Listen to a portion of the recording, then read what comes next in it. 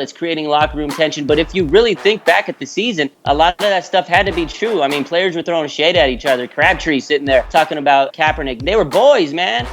Gore left. He didn't say nothing but he even said, Andrew Luck looks like the best quarterback ever played for. Vernon Davis left through shade. So there was animosity. We just didn't want to believe it, man. And are you listening?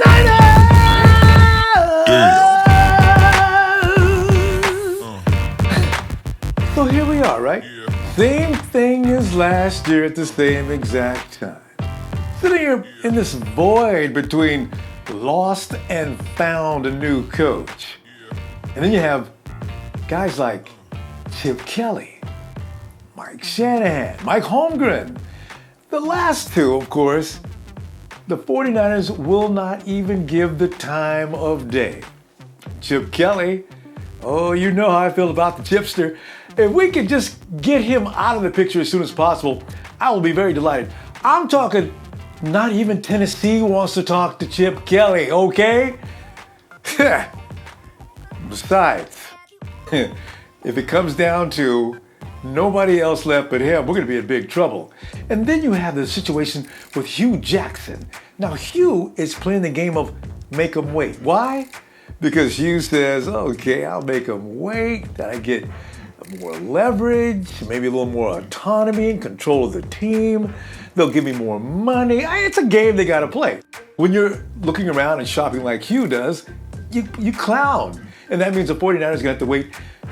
God knows, I don't know. Maybe we'll find out between now and this weekend. You got to hope, right? But I'm telling you right now, we got to get this right this time. If the 49ers make a mistake this time, we become the Tennessee Titans West Coast branch. We don't have any time for that. They need to get a legitimate coach with a real program so we can hurry up and establish some continuity. So going forward with this team, in the future, we cannot have this, are they gonna win? No more of that. So that said, I think we'll just leave that for another time, because if I get into that now, it could go on for a long time. I have something else I want to talk about, and hey, you're a good friend of mine over to Instagram. I've got the pleasure of him joining me this week for 2015 in review. Let's go check him out right now. Now the fam, bringing IG's favorite dude, and it ain't me. Yeah, it is you, boy. It's our SF Niners. We worship and love this dude because he is BADASS. I'll say no bad words, but you know what I'm talking about. Put his name down on the base of the screen. There he is. Yeah. Bang bang, Niner gang. Man, and our SF Niners, and you know who he is. The man is like legend, and he's always got good stuff. Knowledge galore. The dude is just a good time. You go to IG if you're sitting back and not having anything else to do. You go over to our SF Niners.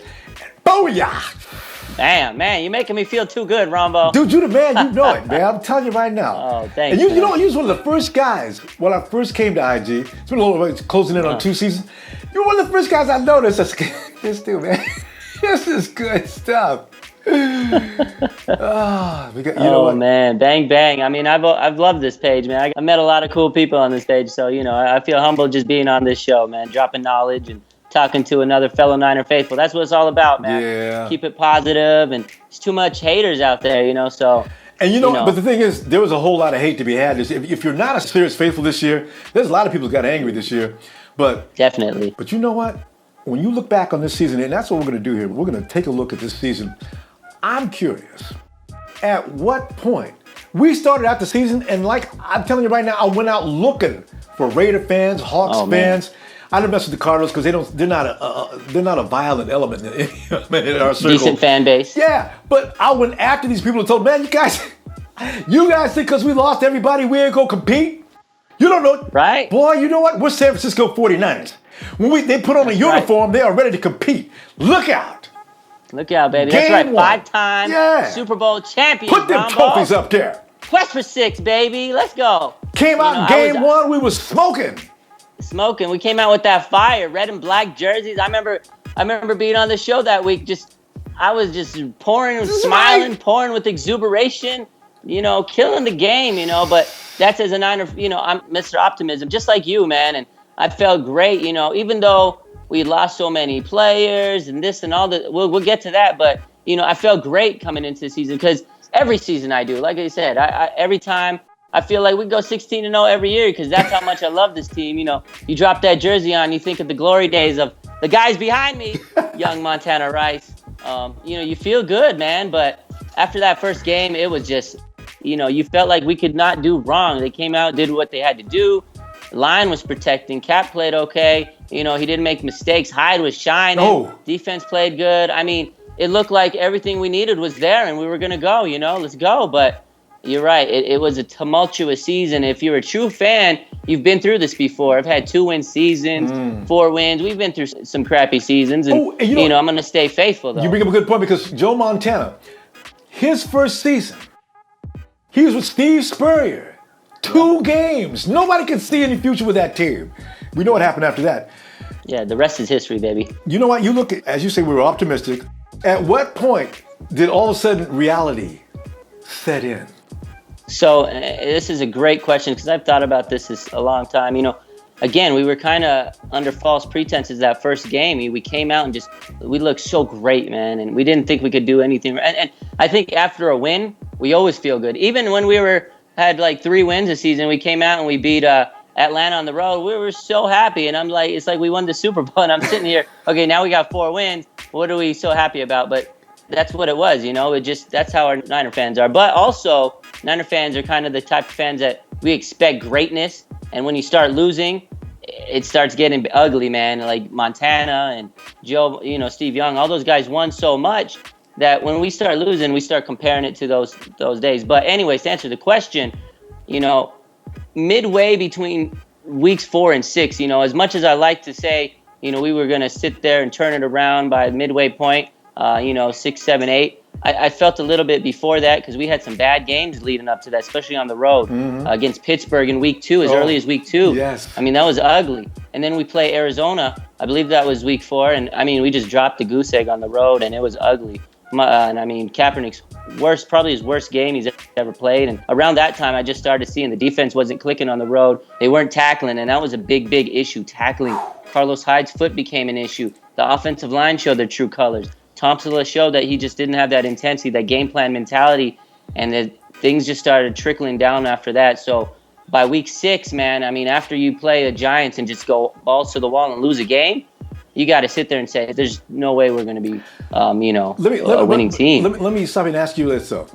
With some of the drum that went on with this team that had nothing to do with football, the Alvin Smith thing reared its ugly head, him and Kaepernick, and if you were like me, you didn't believe it. It was the media spinning just to get attention.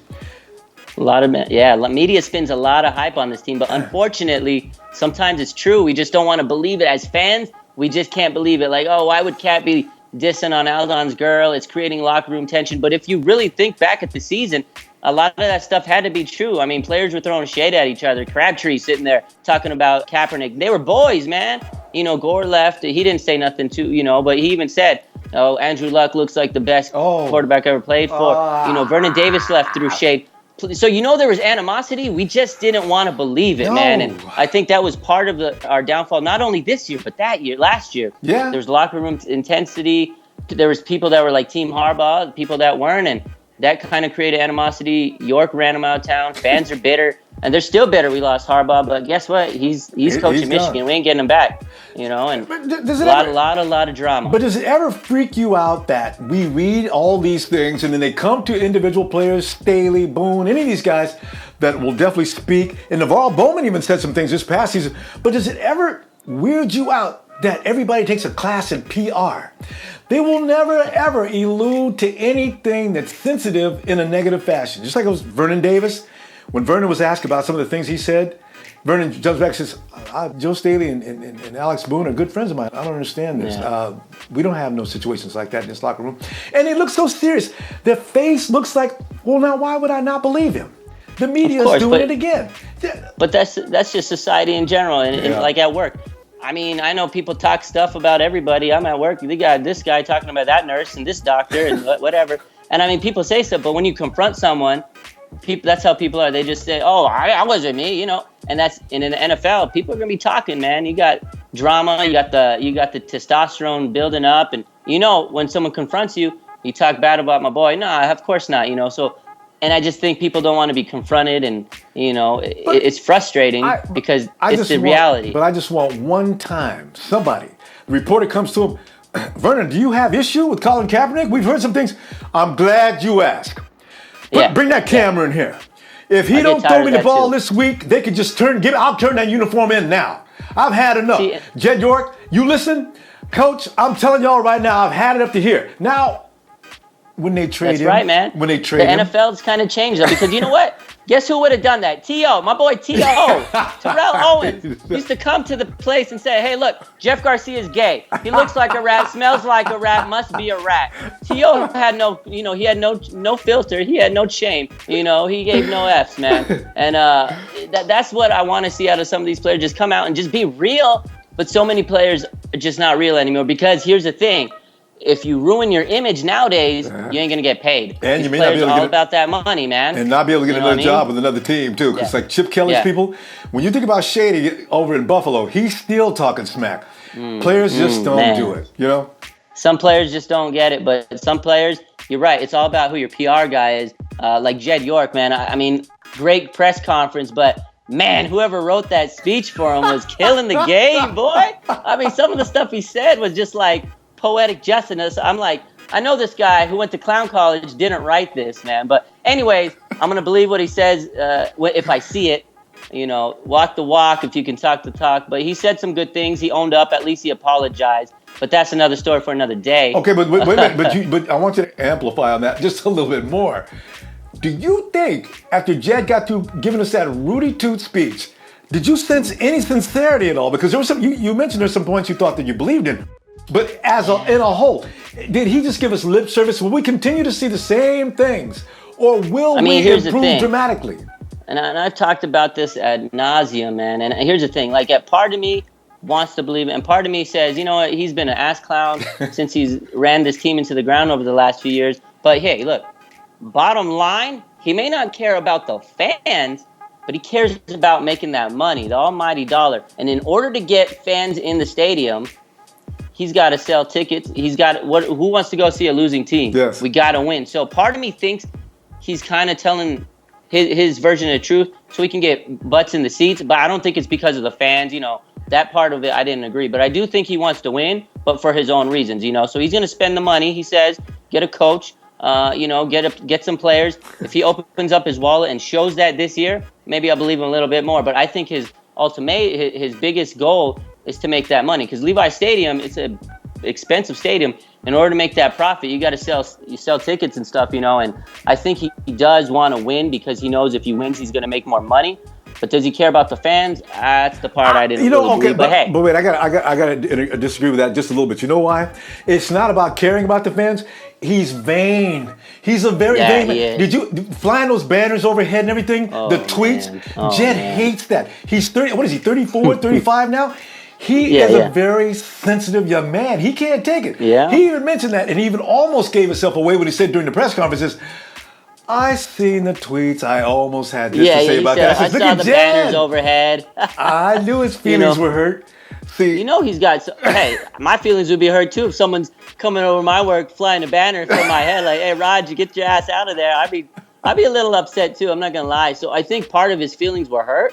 So he knows he's got to make some changes. Because look, the faithful are gonna have his head on a freaking platter if he doesn't deliver this time around. Because he said some stuff last year. This year, he said, hold me accountable. We're holding his ass accountable. And if he doesn't take care of business, he's done. But I'll tell you one thing. He kind of is a smart guy in a way, because now he's putting it on Balky. And if Balky messes up, it's on him. York's still out of the clear, because then he's going to say, look, it was Balky's decision. He messed up. Yeah. You know? That was the cat. My bad. Listen, one final thing. The most controversial and polarizing subject we have had ever since Game 8. Did putting him on the bench, was that a bad idea? Or was it something that the team should have just battled through? Okay, so this is kind of a twofold answer for me, because I got to go back and address something I haven't addressed yet. So Coach Tomsula, part of that whole York issue, I think we touched on it and said, earlier when we were talking, nobody would have came into this year and made this team a winning franchise, because we lost way too many great players, great leaders. We lost Willis. We lost Smith. We even lost guys like Culliver and Cox, who are really good veteran players. We lost so many people. The locker room was torn apart. So I think that kind of led to Kaepernick's, loss of swagger, I guess, if you will. And just in between the ears, that mental game was kind of lost. He lost that confidence, right? So I think that's part of it. Tomsula, he wasn't the coach we wanted. I gave him a lot of criticism. But at the end of the day, he kind of was he was just a buffer for York's vision down the line. I've kind of theorized about these things. Again, Kaepernick now, should he have been benched? Yeah, I took a lot of flack for this. I said way back when he should have been benched, because it's good for a player. Light up that spark, get that spark up under your butt to maybe figure it out and say, look, I messed up. What am I going to do to be better?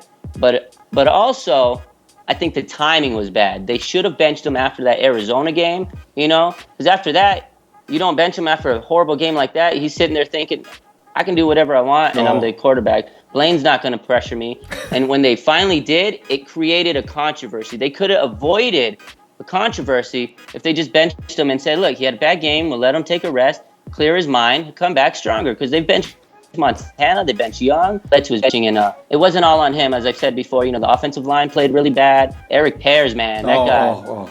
That's almost as bad as G. Chris. That's for another. We'll do that one later as far as individual personnel. Our SF Niners, you can find him on IG and our SF Niners. Bang bang. Gang. It's time for you to holler on out, bro. Woo! I want everybody to say, Niners. I know we had a bad season, but guess what? F the rest. It's all about them San Francisco 49ers, baby. Bang bang, Niner gang. Thank you, SF Niners. Bam! I knew you knew what you were talking about, man. If you didn't know, I have changed nothing, as we had a fan gathering last week and we will this week, right after the Hawks and Panthers game. You know why I say that? Because that's going to be a very festive occasion, because you and I both know the Hawks cannot beat the Panthers. They had their one lucky game in the playoffs, as it seems it's going to be a tradition now. Last year with the Packers, they had no business winning that game. Okay. And of course, the Minnesota game. Okay, that's fine. We'll do that this weekend. Besides, we may have a new coach. It's all about hanging out with you anyway, fam. Go to Ronbo Sports Facebook fan page. I'll leave all the instructions right there, the time in which the place is going to light up with the fun of talking about the Hawks losing. I know I'm fixed on it, but I got to do it, okay? This weekend, all right? And we'll do that. And as I say, I don't know the content yet, because I'm waiting to see what's going to happen between now and then to see if we have a new coach or not. But for sure, we'll talk about the Hawks, any other subject you want to talk about, and possibly our brand new coach. Yeah, all right.